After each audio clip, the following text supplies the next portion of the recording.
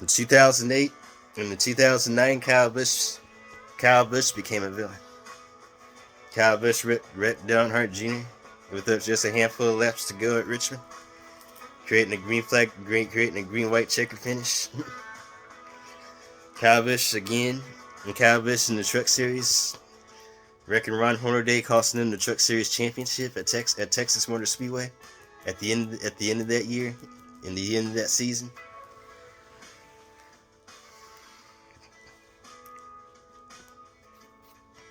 Kyle Busch was was a villain, I think, from 2009 all the way up to 2017. yeah, Kyle Busch Kyle Busch was hated by so many fans throughout the late 2000s and in the 2010.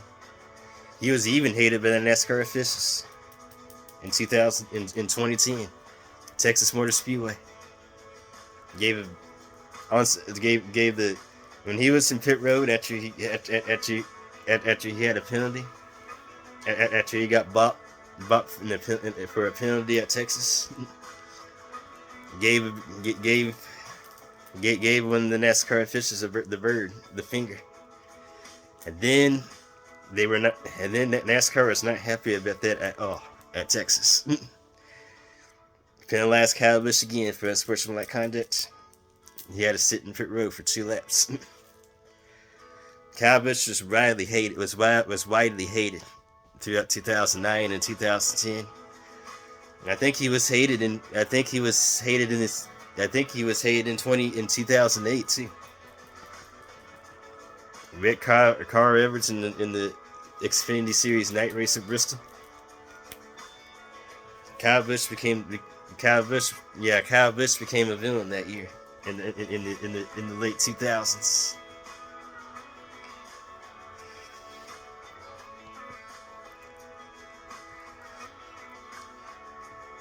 He was the villain. I think if I was to guess, he was the villain. He was a villain, and he was a villain in 2000. He was a villain in 2011. I would say Tony Stewart. I would say Tony Stewart was the villain for 2011. The way he made the chase, the way he made the playoff, the way he won the championship.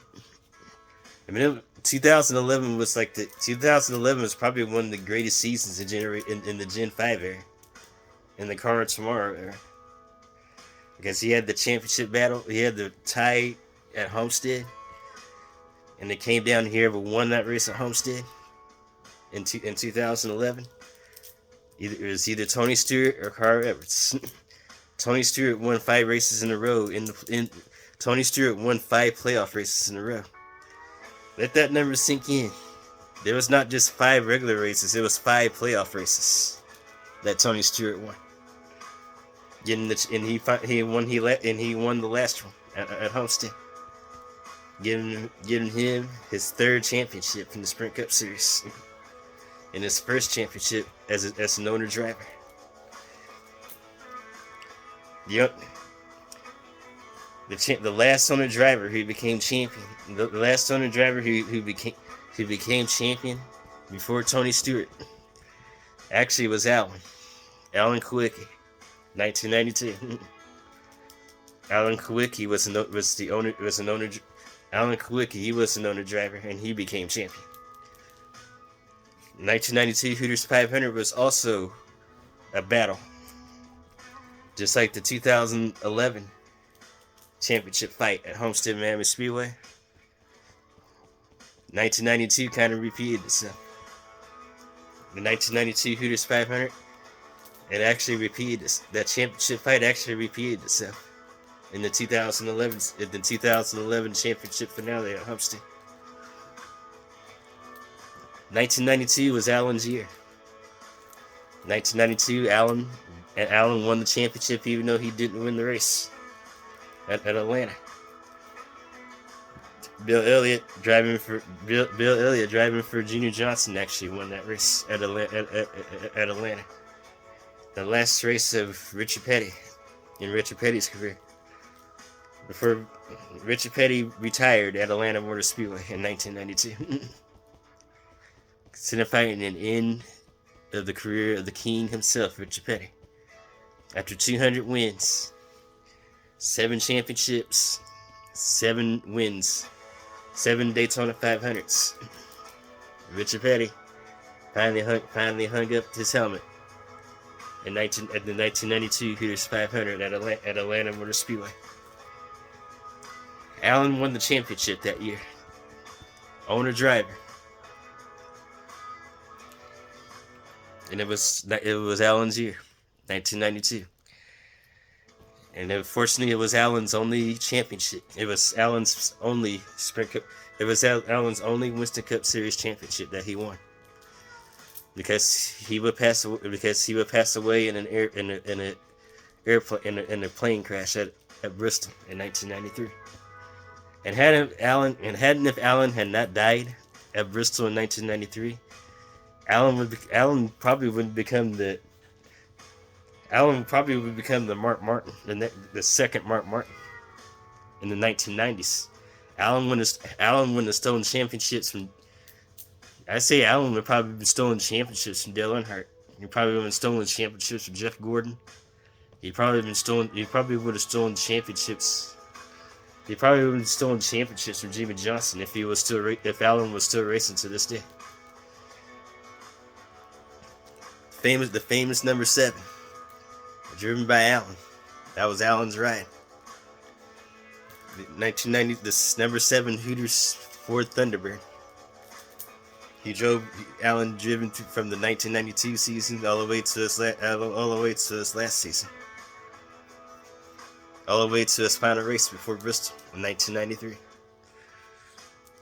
It was a monumental championship fight between Alan Kulwicki, Davey, Allison, Mark Martin.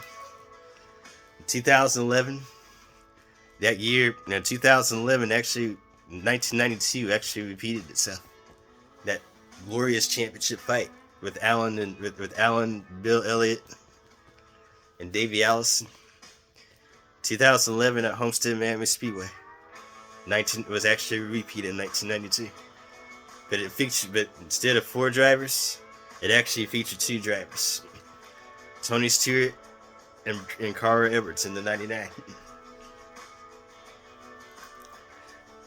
It came from that last race at Homestead Miami Speedway in the 2011 season.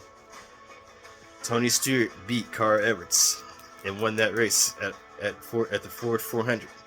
Much unlike the way Alan won the championship in 1992.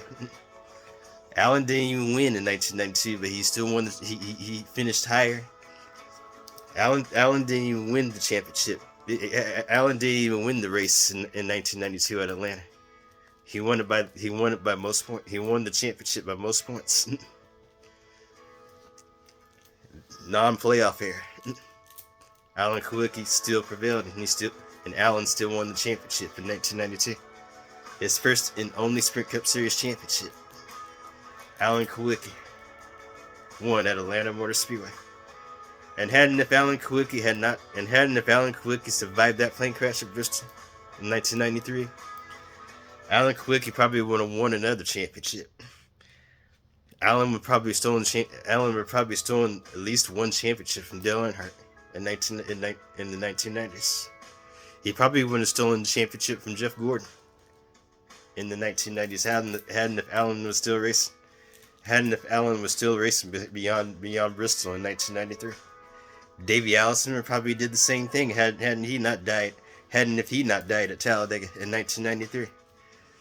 Hadn't if Davey Allison had not died at Talladega in 1993, Davey Allison probably would have stolen championships from Jeff Gordon and Dale Earnhardt and Jimmy Johnson. Davey Allison was actually deemed indestructible in 1992. Winning the 1992, and he started 1992 out with a bang, winning the 1992 Daytona 500. Davey Allison, despite suffering injuries after crashes in 1992, he still actually finished. He still actually finished the 1992 season, and he ran the entire season in 1992, piloting that number 28, driven by Robert Yates Racing. That number 28 Haviland Ford Thunderbird. It was driven by Robert Yates. Robert Yates owns that car for Davey Allison. Now I'm pretty sure that number 28 was driven by several different drivers. Ricky Rudd was the last driver to drive that famed number 28, which was once piloted by Davey Allison. The last time the number 28 car was on the track was in 2003. Was in 2003. Ricky Rudd was the last driver to drive that car. That famed number 28 was driven by Robert Yates. Davey Allison could have won the championship for Robert Yates in 1992. But nope, it was Alan G. But nope, his championship was cut short. And he was involved in the crash at Atlanta. And it came down to Bill Elliott and Alan. Bill Elliott won the race. Alan won the championship in 1992 at Atlanta. Bill Elliott was driving for Junior Johnson in the number 11 Ford Thunderbird. Alan was an owner driver, and he won the championship that year. This is why the championship. This is why the last race should be at Homestead. It should stay at Homestead, because it races just like the 1992, the old Atlanta Motor Speedway. It races just like that. It races just like the old configuration. Homestead races just like the old configuration of Atlanta. That's the reason why the championship. That's the reason why the last race should be coming back to Homestead. It does not need to be in Phoenix. Phoenix does have some decent racing, and it does act like a short track, especially racing at Phoenix at night. It doesn't need to be a championship race. I say it needs to be in the third. I say it needs to be the penultimate race heading to the championship. At least so they can at least to build anticipation for the last race to the championship. The championship needs to come back to Homestead, so we can relive those battles. That battle in 2011, and so we can relive the championship fight between Alan, Bill, and Davey Allison in 1992. Just imagine what the next gen car could do. It may repeat the 2011 season between Tony Stewart and Carl Everts. We may have a repeat of 1992 in the 1992 championship fight at Atlanta, the old Atlanta, back when Atlanta was a smaller Homestead. That's the reason why the last race of the season should be at Homestead. It's because we could be seeing the championship. We could be seeing a championship fight between. We could be seeing the same championship battle between Joey Logano, between Joey Logano or Kyle Larson, or Chase Elliott and Joey Logano. If the last race, the final race of the season was once again held at Homestead. We could actually have a repeat of 2011. We could actually have a repeat in 1992. Of 1992's championship fight. Homestead Miami Speedway creates great racing. It creates all the way from the Gen 4 all the way to the Gen 6. Homestead Miami Speedway was a great venue for the championship. For both the Sprint Cup Series, Xfinity, and trucks. I think the truck series, if we had a photo finish, there was a photo finish at Homestead in 2012 during this championship, and it was for the championship, and it ended in the same dramatic finish as Kyle Busch and Ricky Craven's finish at Darlington in 2003.